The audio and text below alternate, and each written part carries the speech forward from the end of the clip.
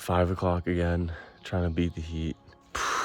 It's barely gonna get below 70, even overnight. High 80s during the day, and I'm climbing a couple mountains, including Mount Mansfield tomorrow. It's gonna be the hottest day, so we'll see how that goes, but just one day at a time. Gonna get packed up and try to get 5 or 6 miles before like 8 in the morning. Not all of my food fit in my bear can, so I was glad no animals found the dry bag hung in the tree that was easily reachable by any bear. I felt like I hadn't quite caught up on sleep from the night before, but I thought it was a lot more important to wake up early again to get some miles in before the heat. With the sun rising around 5 a.m., it was tough not having any time to hike before sunrise. I was sweating profusely by 6 a.m.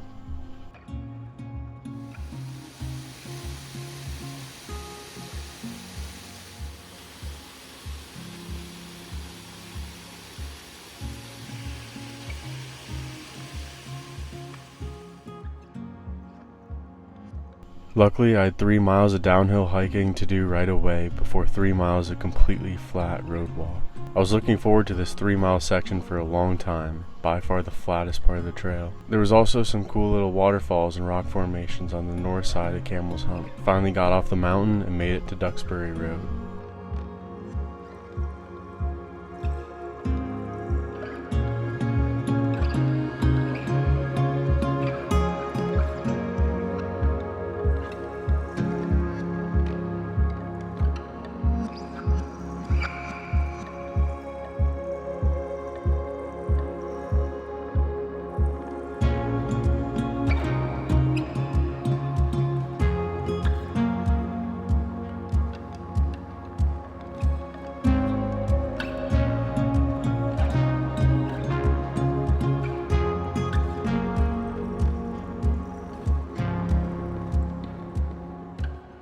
The Winooski River Valley has had some problems with flooding recently, with big floods in July of 2023, December 2023, and most recently after my hike in July of 2024. Route 100 at the intersection with Ward Hill and Duxbury had washed out with a collapse, just south of Harwood Union High School. A lot of the roads, bridges, and farmland have been completely submerged and destroyed in what has been a series of catastrophic floods. Oh, just a little breeze. I definitely needed this break. It's been like 9.5 miles I think I've hiked. Started hiking at like 5:30, 5:45. It's like noonish right now, so it might not seem like a lot of miles or a good pace, but this is brutal. This is the toughest day. I'm going through a lot of water. I'm sweating so much, but it's just so humid and nothing's evaporating. There really hasn't been too much wind, although I am starting to climb again, so I'm hoping to get more wind and be exposed to that as the day goes on. There's a shelter like 2.5 miles away that I think I'll hike to. It was my goal for today was to get to there, so I'll probably hike there and hang out all afternoon. I don't know, maybe do some night hiking, because this is day hiking in the sun is tough. And I got Mansfield tomorrow.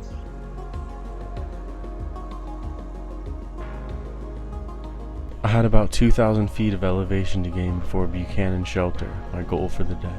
I was taking a lot of breaks in the afternoon heat and divided the section into 5 smaller, mile-long sections. Not to beat a dead horse, but I was very wary from the lack of sleep, difficult terrain, and weather the past couple of days. This is part of a through hike when mental strength is most important. I think in reality anyone can finish a long trail, but only some have the willpower to push through tough days. As I always say, getting to camp is the best part of the day. Buchanan Shelter was a really cool shelter and a great home for the night.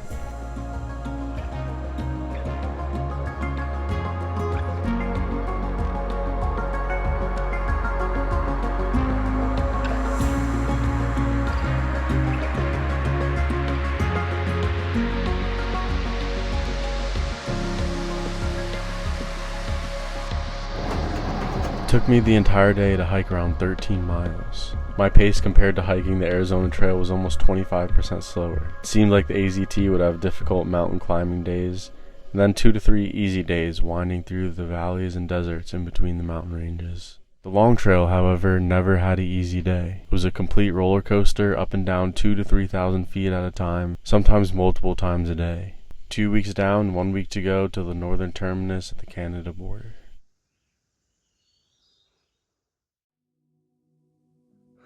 This is brutal already. It's like 5:20 and I'm already dripping sweat.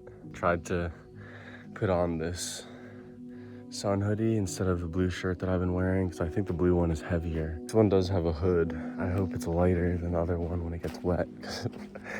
The blue one, when it gets wet, it just feels like 10 pounds. But yeah, I have like 15 miles to do before the intersection on Mount Mansfield, for the highway to get to Stowe, Vermont. So I think I'm just gonna break that up between today and early tomorrow morning and then go into town tomorrow because I can't do 15 miles and go into town today. 10 to 12 today and something like 3 to 5 early tomorrow and head into town. But this has been by far the toughest section because of the terrain and the weather. And it all lined up perfectly.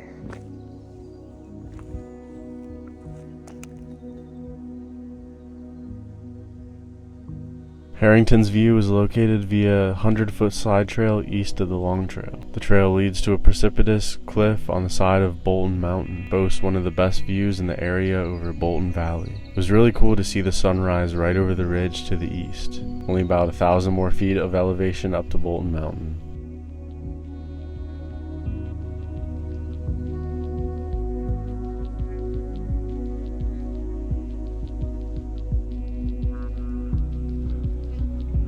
This is not easy. No view on top of Bolton Mountain. That's alright.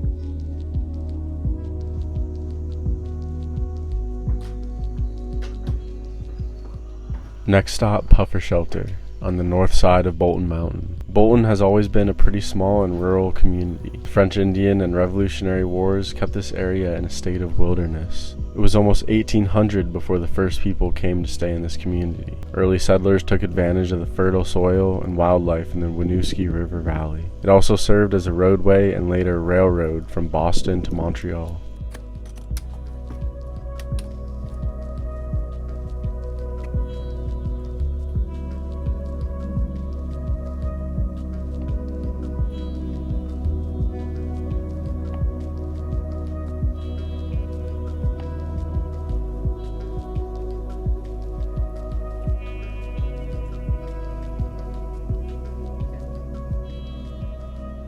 I took another afternoon break and rested at Taylor Lodge before starting to climb up Mount Mansfield.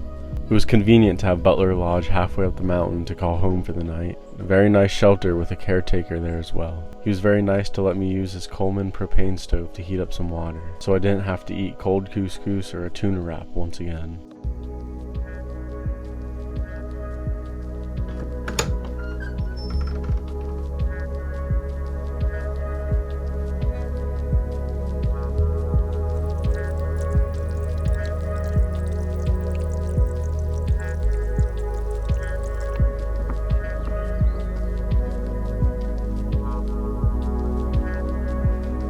I was delighted to have a warm meal, access to water, and an enclosed lodge to sleep in for the night before the summit of Mansfield. The crux of the trail the last couple of days with Camel's Hump and Mansfield back to back, but just one more day and I'd be in Stowe for my last town day and resupply.